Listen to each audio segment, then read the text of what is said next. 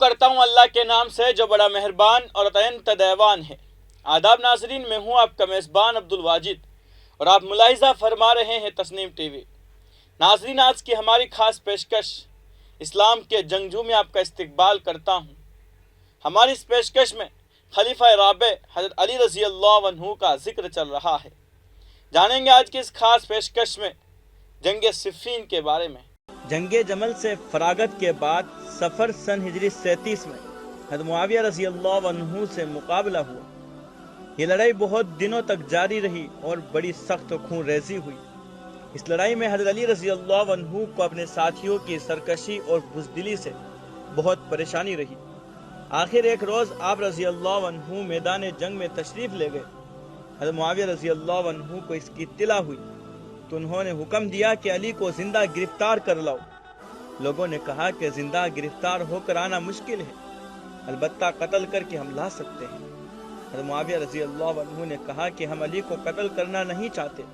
اس کے بعد اہل شام کی طرف سے قرآن مجید کے نسخے بلند کیے گئے کہ اے علی آؤ اور اس کتاب کی روح سے ہم تم فیصلہ کریں۔ اس کارروائی کے ساتھ ہی لڑائی موقوف ہو گئی۔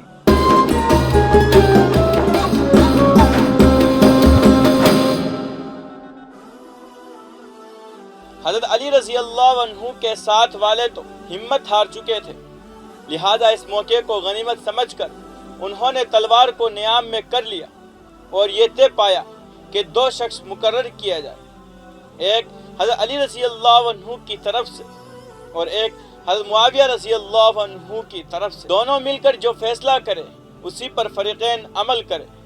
حضرت علی رضی اللہ عنہ نے اپنی طرف سے حضرت ابو موسیٰ اشعری رضی اللہ عنہ کو اور حضرت معاویہ رضی اللہ عنہ نے عمرو بن عاص رضی اللہ عنہ کو حکم مقرر کیا۔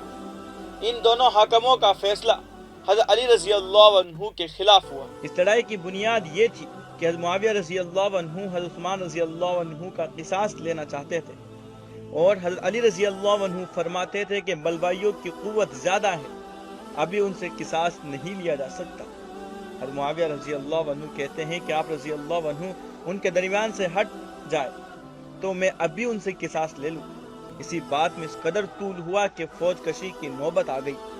اس لڑائی میں بھی نہ حضرت علی رضی اللہ عنہ نے اپنے مقابل والوں کی تکفیر و تفسیق کی، نہ حضرت معاویہ رضی اللہ عنہ نے، لہٰذا یہ بالکل افتراء ہے کہ حضرت معاویہ رضی اللہ عنہ نے حضرت علی رضی اللہ عنہ پر لعنت کا حکم دیا تھا۔ اس لڑائی کے واقعات بھی بتاتے ہیں کہ لڑائی تو ہوئی مگر دلوں میں بغض و اناد یا نیتوں میں فتور ہرگز نہ تھا۔